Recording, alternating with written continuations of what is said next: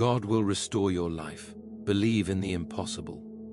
There are moments in life when the word restore sounds almost cruel because it asks us to imagine a return from ruins we have grown accustomed to calling home. We sit among the broken pieces of what once was, and the idea that anything whole could rise again feels not only unlikely but offensive to our sorrow. And yet, it is precisely here, in this uneasy place between memory and despair, that God whispers the impossible with a steady calm, as though he were describing the most ordinary thing in the world. He does not shout restoration as a slogan, nor does he offer it as a sentimental comfort. He speaks of it as a fact, as something written into the deep grammar of reality itself, whether we currently have the strength to believe it or not. We often imagine restoration as the simple return of what we lost, as though God were a careful archivist retrieving old files and handing them back untouched. But that is not how he works, and perhaps that is why we struggle to trust him. God does not merely rewind the clock, he redeems the time. He does not simply rebuild the house as it was. He strengthens the foundation, alters the structure, and fills it with a light that was never there before. What we call loss, he calls preparation. What we call delay, he calls mercy. And what we call impossible, he calls the raw material of his greatest work. It is tempting when life has collapsed to assume that the collapse itself is proof of abandonment. We reason that if God truly cared, he would have prevented the fracture in the first place. But this reasoning quietly assumes that God's chief aim is our comfort rather than our transformation. The truth is far more unsettling and far more hopeful. God is not content to leave us as we are, even when as we are feels safer than change. He allows certain structures to fall because they cannot bear the weight of the life he intends to place upon them. What breaks us, then, may not be evidence of his absence, but of his refusal to leave us half-made. There is something in us that demands visible proof before belief, yet God has always worked in the opposite order. He asks us to believe before we see, not because he delights in testing us, but because faith itself reshapes the eyes with which we look at the world. Restoration begins long before circumstances shift. It begins in the quiet, hidden place where hope is reborn against all logic. It begins when a tired soul dares to say, perhaps God is not finished, even while everything visible insists that the story is over. This small, trembling belief is not weakness. It is the seed of resurrection. Consider how often God chooses impossibility as his preferred stage. He waits until the situation is so far gone that no human explanation can take credit for the outcome. He allows the wound to deepen, the night to stretch longer, the silence to grow heavier, until we reach the end of ourselves. And it is there, precisely there, that restoration becomes not a human achievement but a divine signature. When God restores, he does so in a way that leaves no doubt about who authored the miracle. We must also confront an uncomfortable truth. Sometimes what we want restored is not what God intends to restore.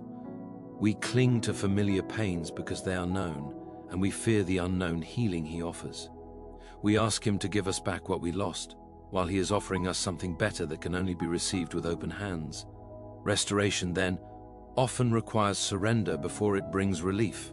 It asks us to release our grip on the past, not because the past was meaningless, but because it has already served its purpose in shaping us for what comes next. The impossible begins to look less frightening when we remember who defines its boundaries. For us, impossibility is a wall. For God, it is an invitation. He steps over the limits that confine us as easily as we step over a shadow on the ground. The same power that spoke order into chaos, that brought light out of darkness, is at work in the hidden corners of your life where hope seems extinguished. Restoration is not a question of whether God is able, but whether we will trust him enough to let him work in ways we cannot predict or control. We often pray for restoration while secretly setting conditions for it. We ask God to heal us, but only if the process does not hurt. We ask him to rebuild our lives, but only if he uses the same blueprint we are comfortable with. Yet God, in his wisdom, ignores these unspoken limits. He loves us too much to restore us halfway. He knows that true restoration is not cosmetic. It reaches into the core of who we are. It changes not only our circumstances but our character, not only our situation but our vision. There is a strange paradox in the way God restores. He often begins by exposing what we would rather keep hidden. Old fears surface, buried wounds ache again, and questions we thought were settled return with new urgency. This is not cruelty, it is surgery. A skilled surgeon must cut in order to heal, and God's hands, though firm, are never careless. What He brings to the surface is not meant to shame us, but to free us. What He reveals is what He intends to redeem. Believing in the impossible, then, is not an act of blind optimism. It is a deliberate choice to trust the character of God when the evidence is incomplete. It is the decision to anchor hope, not in changing circumstances, but in an unchanging promise. God has never promised that the process would be easy, but He has promised that it would be purposeful. Restoration may take longer than we want, and it may come in a form we did not expect, but it will always be marked by His faithfulness. We must also remember that restoration is rarely instant. God is patient in His work, not because He is slow, but because He is thorough. He rebuilds layer by layer, strengthening what was weak, aligning what was crooked, and healing what was fractured. In our haste, we may interpret this patience as neglect, but patience in God's economy is not delay, it is devotion. He is committed to a result that will endure, not one that merely impresses for a moment. There are seasons when restoration feels invisible, when progress cannot be measured by outward change. In these times, God is often doing His deepest work within us. He is teaching us to walk by faith rather than by sight, to lean on Him rather than on our own understanding. These lessons, though quiet, are foundational. Without them, any outward restoration would eventually collapse under the weight of our unresolved fears and unhealed habits. It is also worth noting that God's restoration often extends beyond the individual. When He restores a life, He is rarely working in isolation. He is weaving that restored life into a larger story, one that will bring hope to others who are still waiting in the ruins. Your restoration, then, is not only for you. It becomes a living testimony that the impossible is possible, that despair is not the final word, and that God's grace can reach further than our deepest failures. We sometimes believe that our mistakes have disqualified us from restoration.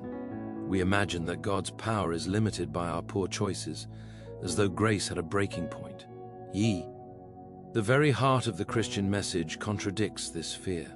God specializes in restoring what we have broken, in redeeming what we have misused, in breathing life into what we have declared dead. Our failures do not intimidate Him, they invite His mercy. They become the backdrop against which His grace shines most brightly. To believe in the impossible is to accept that God's ways are not constrained by our past. He is not trapped by the chapters we regret, nor is He surprised by the turns our lives have taken. He sees the entire story at once, from beginning to end, and He is skilled at bringing coherence out of chaos. What looks like a mess to us may be, in His hands, the raw material of something astonishing. As we wait for restoration, we are tempted to measure God's faithfulness by immediate results. But faithfulness is not always loud or dramatic. Sometimes it is the quiet endurance that carries us through another day, the subtle shift in perspective that keeps us from giving up, the unexpected peace that settles in even before circumstances change. These small mercies are not distractions from restoration, they are part of it. There is a courage required to believe in restoration when evidence is scarce. It is easier to resign ourselves to disappointment than to risk hope again. Hope, after all, makes us vulnerable. It opens us to the possibility of joy, but also to the fear of further pain. Yet God invites us into this vulnerability because He knows that our dead heart cannot be fully healed. Restoration requires openness, a willingness to trust again, even when trust feels dangerous. God's promise to restore is not rooted in our ability to remain strong, but in His determination to remain faithful. When our faith wavers, His does not. When our strength fails, His endures. Restoration, then, is less about what we bring to the table and more about what He brings into our lives. Our role is not to manufacture belief, but to make room for grace. As you stand in the place where loss has left its mark, you may feel unworthy of restoration, too tired to hope, too weary to pray. But God does not wait for us to feel ready. He begins His work in our weakness, not in our confidence. He meets us where we are, not where we think we should be. And often, the first sign of restoration is not a dramatic change, but a gentle stirring within the soul, a quiet reminder that the story is still being written, that the last chapter has not yet been read, that what seems impossible now is slowly, deliberately, being shaped by hands that have never failed. And as this work continues, unseen yet intentional, there are layers of meaning unfolding beneath the surface, connections forming that you cannot yet trace, moments aligning in ways that will one day make sense, even though right now they appear scattered and unresolved.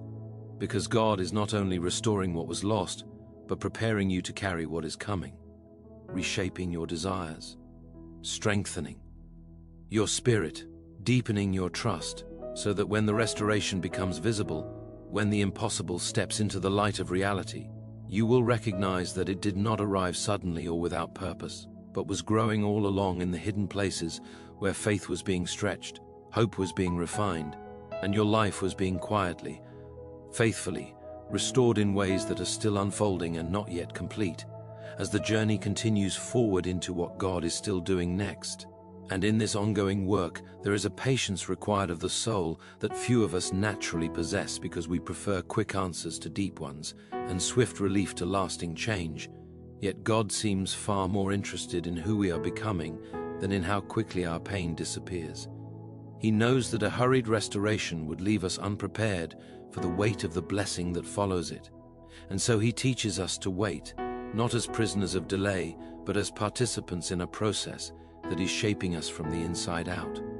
Waiting in His hands is not wasted time, it is formative time, the kind that quietly alters our posture toward life itself. There is a peculiar tenderness in the way God restores, for He never mocks our weakness nor scolds our doubts. He does not say, "You should be stronger by now," or "You should have figured this out already." Instead, He meets us with questions that draw us out of hiding, questions that invite honesty rather than performance. He asks us what we truly want, what we've losing, what we are afraid to hope for again. These questions are not meant to trap us, but to free us from the shallow answers we give ourselves. Restoration begins where honesty lives. Many people imagine that believing in the impossible requires a kind of heroic faith, a bold certainty that never wavers. But faith, as God understands it, often looks much smaller and much more fragile. It is the whispered prayer offered when words are scarce. It is the decision to get up one more time when exhaustion insists that you stay down. It is the quiet refusal to let bitterness have the final say. This kind of faith may not impress onlookers, but it moves the heart of God because it is real. As the days pass and visible change remains elusive, the mind begins to bargain. Perhaps we think, this is as good as it gets. Perhaps restoration is meant for others, for those with fewer mistakes, cleaner stories, simpler lives. Yet this thought misunderstands the nature of grace. Grace does not seek out the deserving, it creates the deserving by its presence. God's restoration is not a reward for good behavior. It is a gift rooted in His love. And love, by its very nature, moves toward what is broken. There is also a humility that grows in those who wait for God's restoration. Pride quietly dissolves when we realize how little control we truly have and how much we depend on grace. This humility is not humiliation, it is clarity. It teaches us to receive rather than demand, to listen rather than insist, to trust rather than manipulate. In this posture, the soul becomes fertile ground for renewal because it is no longer cluttered with illusions of self-sufficiency. God often restores by redefining success. What we once measured by outward achievement, He measures by inward transformation. What we once valued for its appearance, He values for its substance. In this way, restoration is not merely about getting back on our feet, but about learning how to stand on different ground altogether. The ground of faith is firmer than the ground of circumstance, because it does not shift with every change in the landscape. There are moments, of course, when discouragement returns with unexpected force. Old memories resurface, comparisons creep in, and the question arises again, why has nothing changed? In these moments, it is important to remember that growth is often invisible while it is happening. Seeds break open beneath the soil long before green shoots appear above it. Roots grow deep in darkness, not in light. And God, who designed the natural world, uses the same principles in the spiritual one. Believing in the impossible also requires us to resist the temptation to define God's timeline by our anxiety. Urgency, though understandable, is not the same as wisdom. God is not late, He is intentional. He sees dangers we do not see and opportunities we cannot yet imagine. What feels like delay may be protection, and what feels like silence may be an invitation to deeper trust. In time, often much later than we would prefer, this perspective begins to make sense. One of the quiet miracles of restoration is the way it reshapes memory. Painful experiences that once felt meaningless begin to reveal a strange coherence. Threads that seem disconnected are woven into a pattern that, while still mysterious, is undeniably purposeful. This does not mean the pain disappears or becomes trivial, but it does mean it is no longer wasted. It finds a place within a larger story, one that speaks not only of suffering but of endurance and grace. God's restoration also challenges our tendency to isolate ourselves in pain. We withdraw because we fear misunderstanding, judgment, or pity. Yet isolation, though it promises safety, often deepens the wound. God frequently brings restoration through relationship, through unexpected conversations, shared burdens, and quiet acts of kindness. These connections remind us that we were never meant to heal alone, and that community is not a threat to strength, but a source of it. There is a particular beauty in watching God restore what seemed permanently damaged. It reminds us that nothing is beyond redemption, not relationships, not dreams, not even the parts of ourselves we have long since given up on. God's creativity is not limited by our imagination. He finds new uses for what we would discard, new purposes for what we would label a failure. In His hands, even scars become evidence of survival rather than shame. As restoration unfolds, gratitude begins to replace resentment. This shift does not happen overnight, nor does it erase the past. But gradually, the heart learns to recognize gifts where it once saw only loss. Gratitude, in this sense, is not denial, it is vision. It sees beyond the immediate pain to the sustaining grace that has been present all along. This vision strengthens faith, making room for hope to grow again. God's work of restoration often includes teaching us to forgive, not because forgiveness excuses wrongdoing, but because it frees the soul from carrying a burden it was never meant to bear. Unforgiveness binds us to the past, while forgiveness opens a door to the future. This is not an easy lesson, and it cannot be rushed. But as forgiveness takes root, it creates space for healing that bitterness can never provide. There are times when restoration feels like a series of small, almost insignificant steps, rather than a dramatic breakthrough. A change in attitude here, a softened reaction there, a moment of peace in the midst of chaos.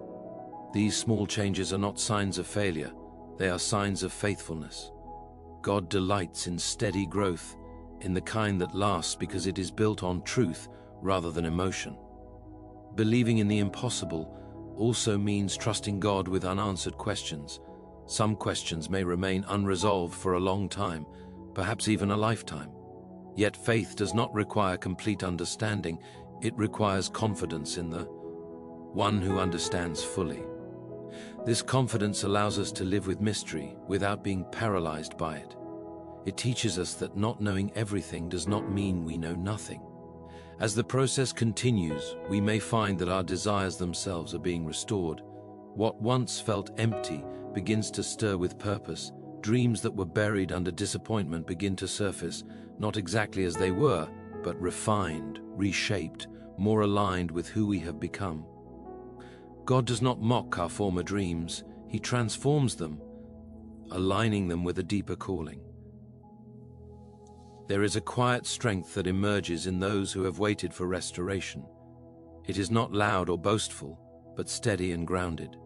This strength does not depend on circumstances being favorable, because it has been forged in difficulty. It knows that storms pass, that seasons change, and that God remains faithful through it all. This strength becomes a refuge not only for oneself, but for others who are still searching for hope. God's restoration also teaches us to see ourselves differently. Shame loses its grip as we realize that our identity is not defined by what we have lost or what we have done, but by who God says we are.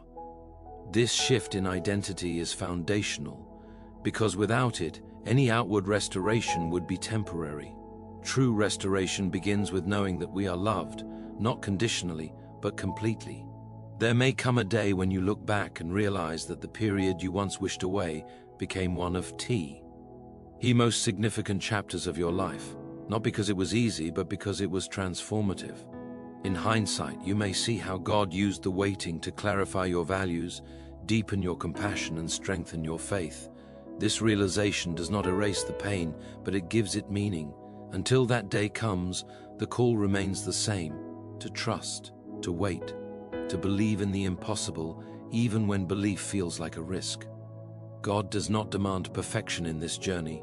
He asks only for willingness to hope again, to pray again, to open your heart again.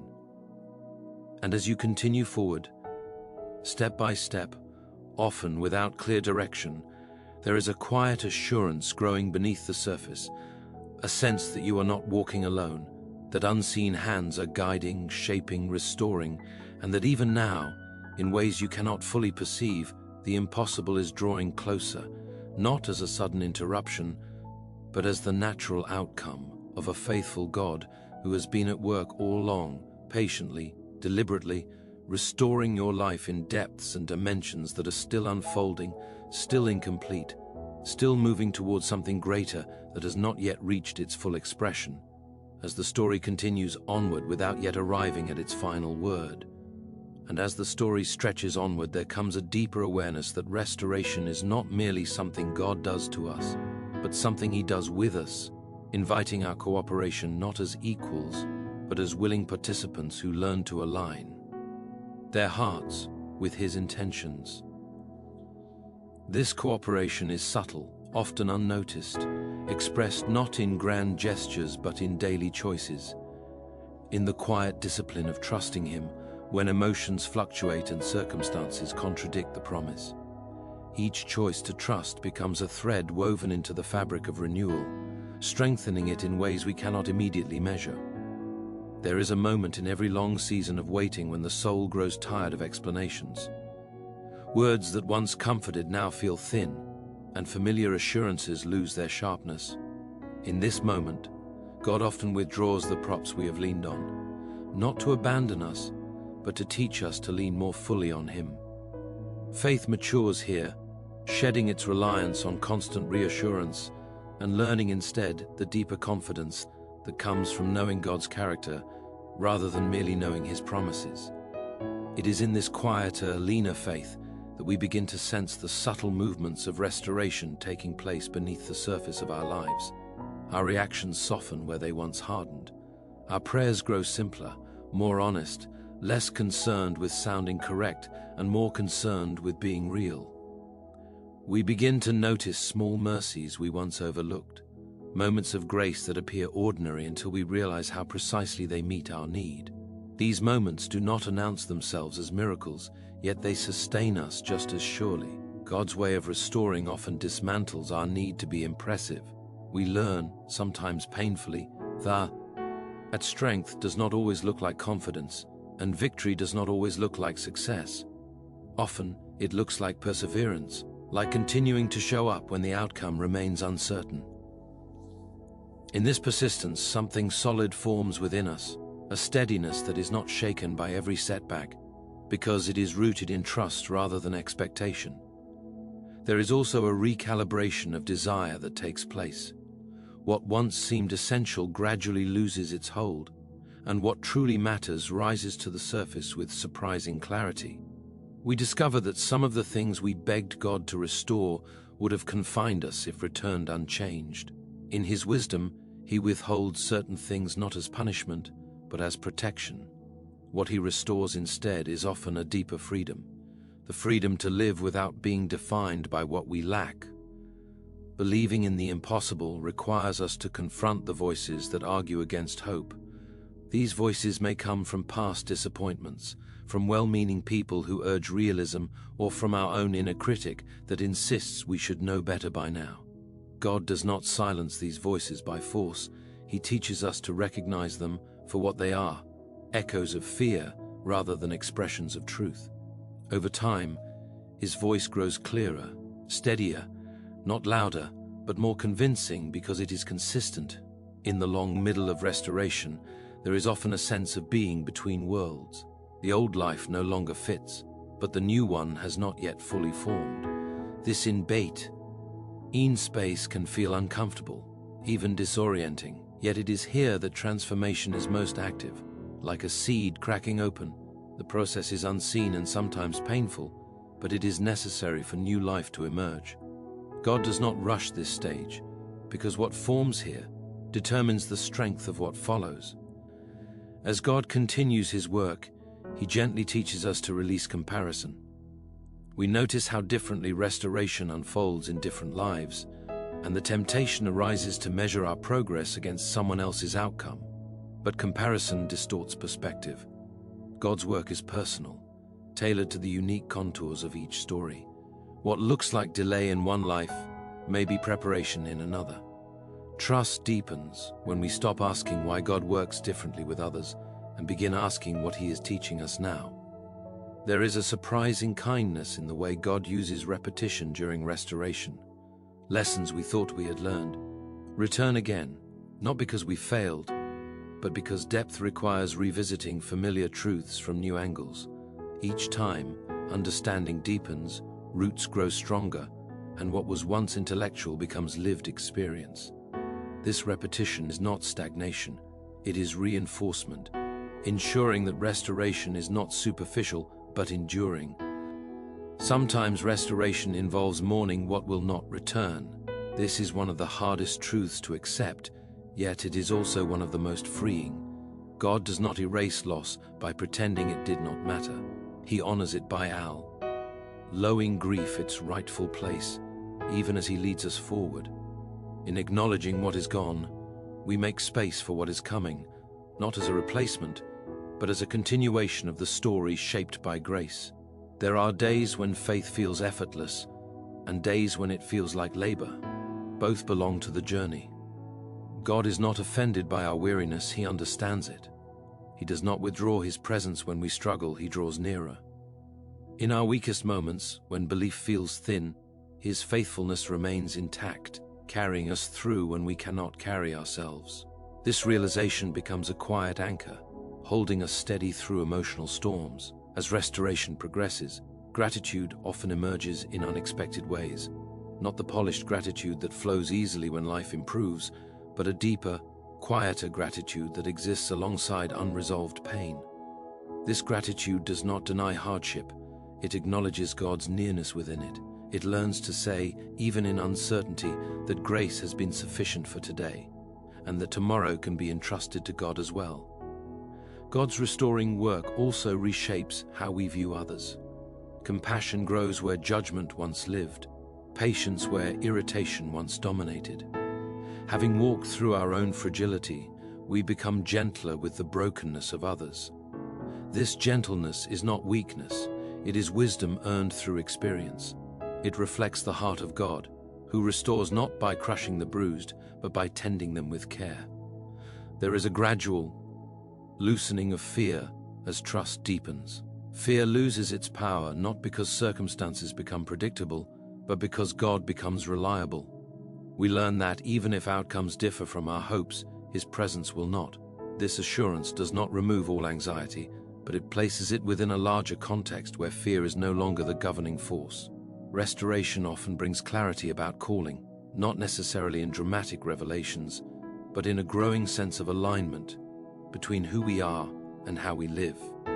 We find ourselves drawn toward what gives life, towards service that flows naturally from our experiences. God wastes nothing, and the very areas where we once felt most broken often become the places where we offer the greatest hope to others. As time passes, the memory of despair softens, not because it was insignificant, but because it has been integrated into a broader narrative of faithfulness. We begin to see how God sustained us through moments we once thought would undo us. This recognition strengthens confidence, not in ourselves, but in God's ability to carry us through whatever lies ahead. There is an increasing awareness that restoration is not a destination reached once and for all, but a way of living. God continues to restore, refine, and renew as long as we are willing to remain open to His work. Each season brings new challenges and new opportunities for growth, and the rhythm of restoration continues, adapting to the changing landscape of our lives. Believing in the impossible becomes less about expecting dramatic intervention and more about trusting steady faithfulness. We learn to recognize God's hand in ordinary days, in routines that once felt monotonous but now feel meaningful because they are infused with purpose. Even the mundane becomes sacred when seen through the lens of grace. As you move forward in this unfolding story, there may still be moments when doubt resurfaces, when the distance between promise and reality feels too wide. These moments do not negate the work God has done. They simply remind us that faith is a journey, not a static state. Each return to trust strengthens it, making it more resilient over time. The heart, once guarded by disappointment, begins to open again, cautiously at first, then with greater confidence. Hope, though still vulnerable, grows sturdier, grounded not in wishful thinking but in lived experience of God's faithfulness. This hope does not demand certainty, it rests in trust. And so the work continues quietly, steadily, often unnoticed by the world, yet profoundly shaping everything beneath the surface. God is restoring not only what was broken, but how you see, how you love, how you endure. He is weaving meaning into moments that once felt empty, strength into places that once felt weak, purpose into paths that once felt lost. The impossible is no longer a distant idea, but an active reality unfolding step by step, breath by breath, as your life moves forward within the steady, patient hands of a God who has not finished His work, who continues to shape, renew, and restore in ways that are still in motion, still deepening, still expanding beyond what you can yet imagine, as the journey carries on without reaching its final resolution, still open, still unfolding, still moving forward into what God is yet to reveal.